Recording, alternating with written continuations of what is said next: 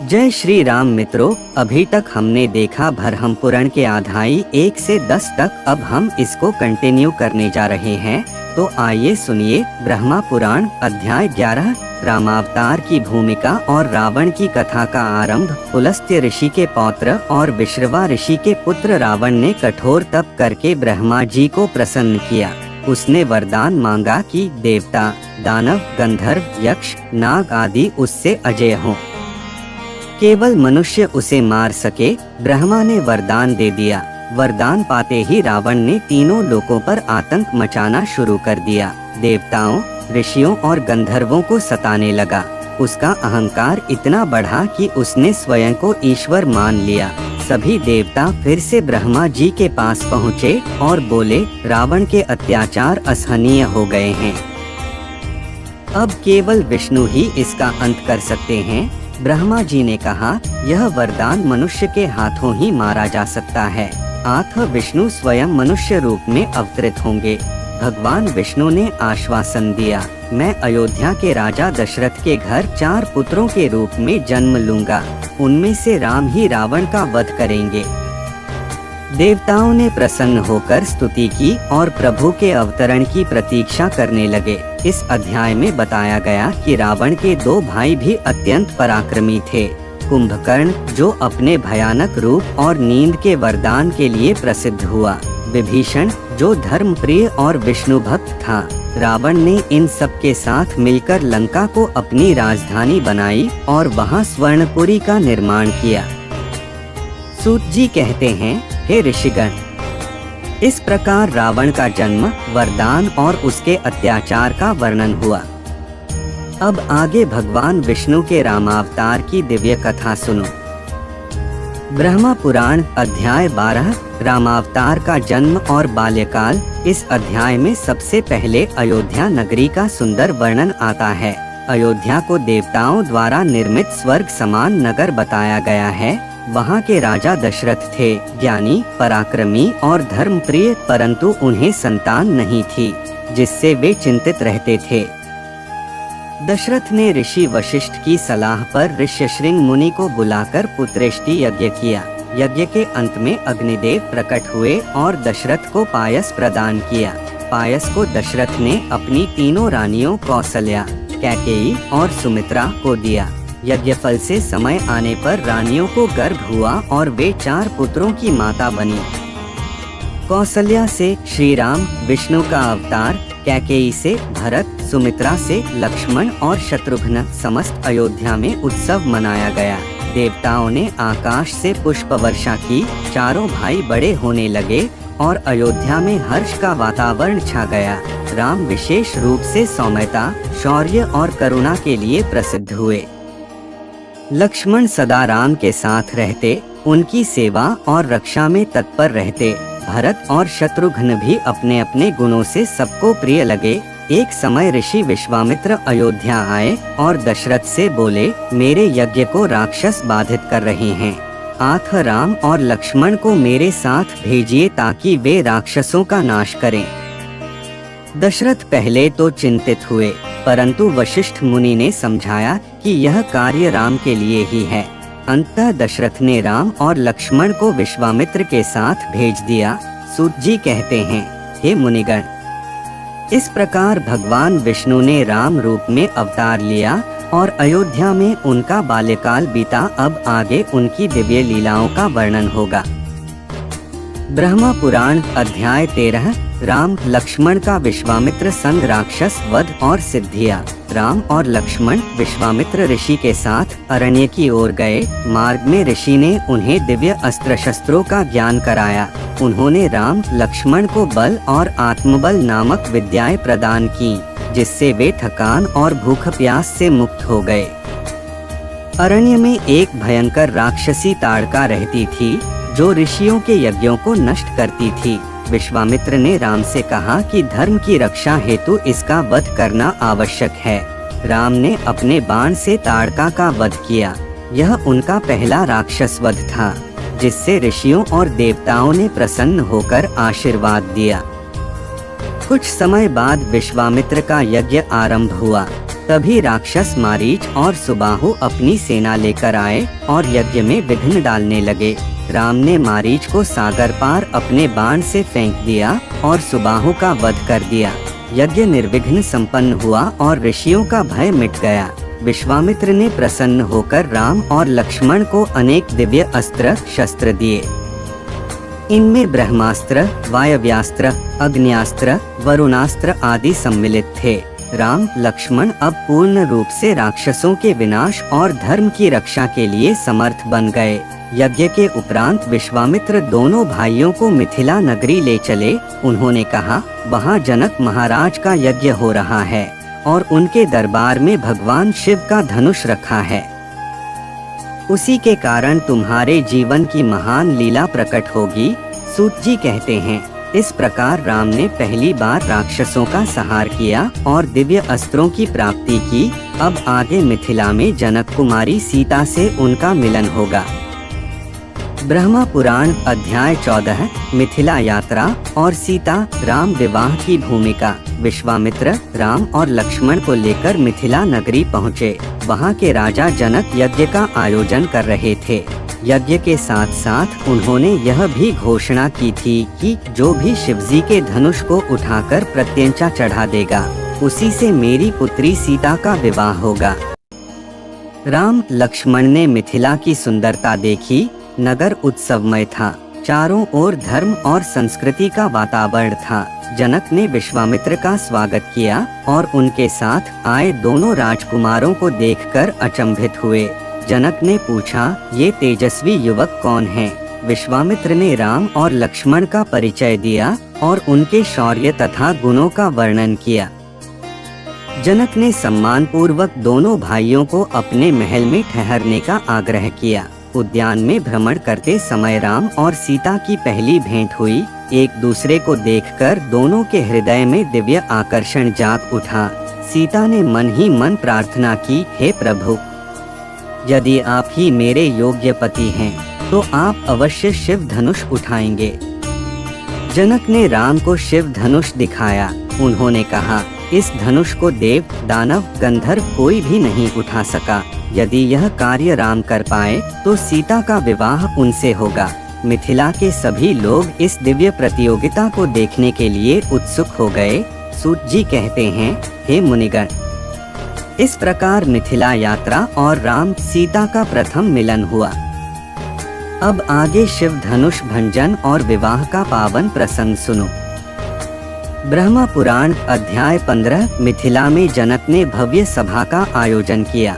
सभा में अनेक राजा, राजकुमार और बलशाली वीर उपस्थित हुए।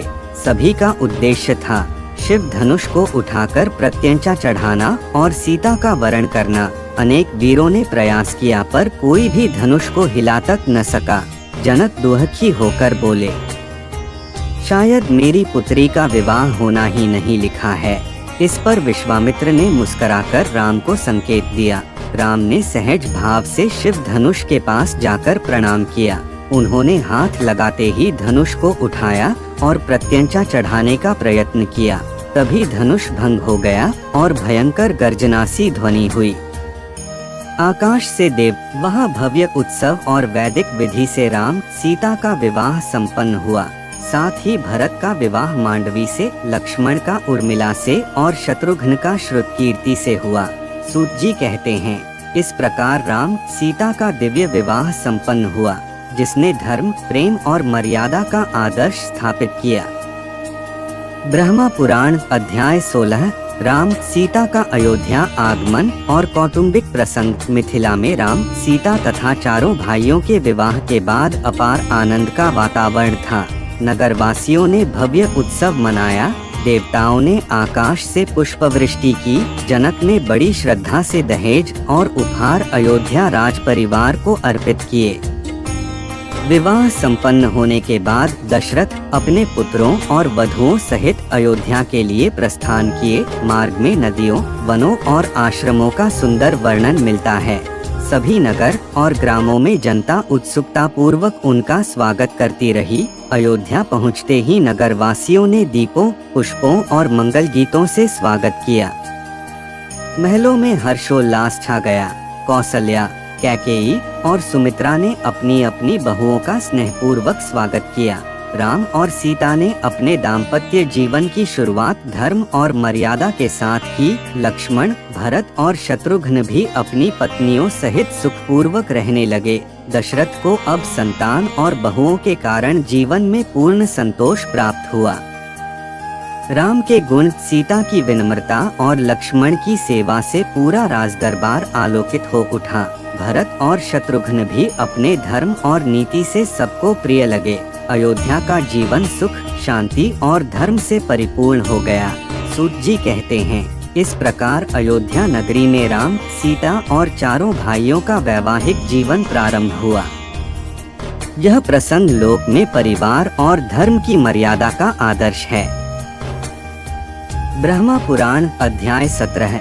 राम के राज्याभिषेक की तैयारी और कैकेयी का वरदान प्रसंग। अयोध्या में सुख और शांति देखकर राजा दशरथ ने सोचा, अब मुझे वृद्धावस्था आ गई है, इसलिए राज्य का भार राम को सौंप देना चाहिए। उन्होंने मंत्रियों, गुरु वशिष्ठ और प्रजाजनों से परामर्श किया। सभी ने आनंद पूर्वक राम को ही योग्य उत्तराधिकारी माना। दशरथ ने राज्याभिषेक का मुहूर्त निकाला। संपूर्ण अयोध्या को सजाया गया। मार्गों पर पुष्प और ध्वज पताकाएं बिछाई गईं। नगरवासी प्रसन्न थे कि मर्यादा पुरुषोत्तम राम अब राजा बनने वाले हैं। देवताओं की प्रेरणा से मंथरा, कैकेयी की दासी, ने षड्यंत्र रचा। उसने कैकेयी को भड़काया, यदि राम राजा बनेंगे तो भरत को कुछ नहीं मिलेगा और तुम उपेक्षित हो जाओगी। मंथरा की बातों से प्रभावित होकर कैकेयी ने क्रोध और ईर्ष्या के वश होकर वरदान मांगने का निश्चय किया। कैकेयी ने दशरथ को स्मरण दिलाया कि आपने मुझे पहले युद्ध में 2 वरदान देने का वचन दिया था। दशरथ ने प्रसन्न होकर कहा, मांगो देवी, मैं अवश्य पूर्ण करूँगा। कैकेयी बोली, मेरा पहला वरदान है मेरे पुत्र भरत को राज्याभिषेक मिले। दूसरा वरदान है राम को 14 वर्षों के लिए वनवास भेजा जाए। दशरथ यह सुनकर मूर्छित हो गए। वे बार बार विनती करने लगे, देवी यह मत मांगो, राम मेरा प्राण है। परंतु कैकेयी अपने हठ पर अडिग रही। सूत जी कहते हैं कि यह सब देवताओं की योजना थी ताकि रावण वध की भूमिका तैयार हो। सूत जी ने कहा, हे मुनिगण, इस प्रकार राम के राज्याभिषेक की तैयारी बीच में ही रुक गई और वनवास का प्रसंग प्रारंभ हुआ। ब्रह्मा पुराण अध्याय 18।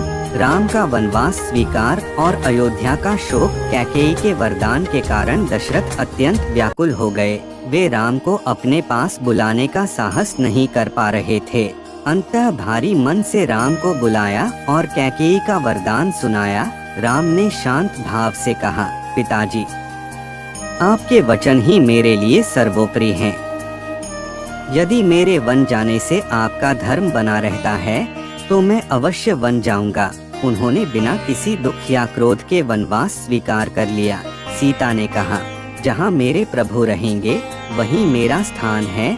मैं आपके बिना राजमहल में कैसे रह सकती हूँ। बहुत समझाने पर भी सीता ने अडिग रहकर वनवास में साथ जाने का निश्चय किया।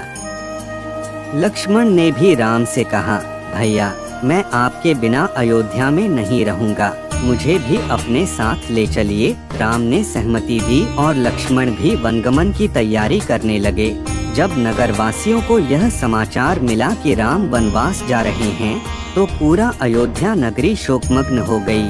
लोग विलाप करने लगे, राम जैसे योग्य राजा को हमसे क्यों छीन लिया गया। स्त्रियां, बच्चे, वृद्ध सभी राम के जाने पर रोने लगे। दशरथ की दशा और भी दयनीय हो गई। वे बार बार बेहोश हो जाते और कहते, राम मैं तुम्हारे बिना कैसे जी पाऊंगा। परंतु राम ने उन्हें धर्म और सत्य का स्मरण कराते हुए वनवास जाने का संकल्प दृढ़ किया। सूत जी कहते हैं, इस प्रकार राम, सीता और लक्ष्मण के वनवास के निश्चय से अयोध्या शोक और दुख में डूब गई। ब्रह्मा पुराण अध्याय 19। राम, सीता, लक्ष्मण का वनगमन और जनता का साथ देने का प्रयास। वनवास का समय निकट आया। तब राम ने सीता और लक्ष्मण के साथ प्रस्थान किया। वे साधुवेश धारण कर राजमहल से निकले। अयोध्या के लोग करुण विलाप करते हुए उनके साथ चल पड़े। प्रजाजन रोते हुए कहने लगे, हे राम, आप हमें छोड़कर मत जाइए, हम सब भी आपके साथ वन में रहेंगे। महिलाएं और वृद्ध मार्ग में रुक रुक कर आर्तनाद करते रहे। अयोध्या का प्रत्येक घर शोक में डूब गया। रात होने पर राम, सीता, लक्ष्मण ने तमसा नदी के तट पर रात्रि विश्राम किया। जनता भी वहीं डेरा डालकर सो गई ताकि वे राम को अकेला न छोड़े।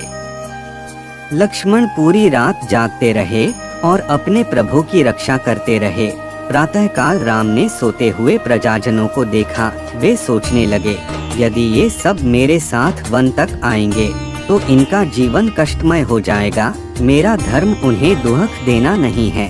राम ने चुपचाप गुप्त मार्ग से आगे बढ़ जाने का निश्चय किया। जब अयोध्यावासी जागे तब देखा कि राम वहाँ नहीं हैं। वे विलाप करते हुए अयोध्या लौट आए। सब और यही चर्चा होने लगी कि राम हमें छोड़कर चले गए। राम, सीता, लक्ष्मण गंगा तट पर पहुँचे। वहाँ उन्हें निषादराज गुह मिले, जिन्होंने अत्यंत स्नेह और भक्ति से उनका स्वागत किया। गुह ने उन्हें नाव से गंगा पार कराने का वचन दिया। सूत जी कहते हैं, इस प्रकार राम ने प्रजा की करुण पुकार के बावजूद वनगमन का मार्ग अपनाया और निषादराज गुह से मिलन किया। ब्रह्मा पुराण अध्याय 20 भरत का अयोध्या आगमन और राम के वनवास का समाचार। कैकेयी के आग्रह पर भरत अयोध्या से मिथिला नहीं गया था। विवाह और उत्सव के बाद भरत अयोध्या लौटे। नगर में आते ही उन्होंने उत्सव और स्वागत देखा। भरत ने जैसे ही राम के वनगमन की बात सुनी, वे स्तब्ध रह गए। उन्हें विश्वास ही नहीं हुआ कि राम उनके भैया वन चले गए। नगर में चल रही चर्चा, विलाप और रोने की आवाज ने उनका हृदय पीड़ा से भर दिया। कैकेयी ने भरत को अपनी चाल और वरदान के बारे में बताया। भरत ने माता से कहा, माँ, इस कुटिलता से आपने पिता और राम को दुख दिया। यह कभी स्वीकार नहीं किया जा सकता। कैकेयी को अपने कर्म का अपराध बोध हुआ और उसने भरत से क्षमा मांगी। भरत ने दृढ़ निश्चय किया कि राम के वनवास के बावजूद वह राज्य का उपयोग अपने हित के लिए नहीं करेगा। उन्होंने कहा, मैं राज्य नहीं लूंगा। राम लौट कर आए तभी मैं राज्य का संचालन करूंगा। भरत ने राम की चरण पादुका लेकर उन्हें सिंहासन पर स्थापित किया। यह दर्शाता था कि राम ही सच्चे राजा हैं। उन्होंने जनता को आदेश दिया कि केवल राम की आज्ञा का पालन किया जाए। नगर में शोक था, परंतु भरत के नेतृत्व में अनुशासन बना रहा। सभी लोग राम की भक्ति और धर्म पालन के लिए संतुष्ट थे। भरत ने अयोध्या में राम की प्रतीक्षा का संकल्प लिया। सूत जी कहते हैं, इस प्रकार भरत ने राम के वनवास को स्वीकार किया, राज्य का दुरुपयोग नहीं किया और चरण पादुका को सिंहासन पर रखकर धर्म और मर्यादा का आदर्श स्थापित किया।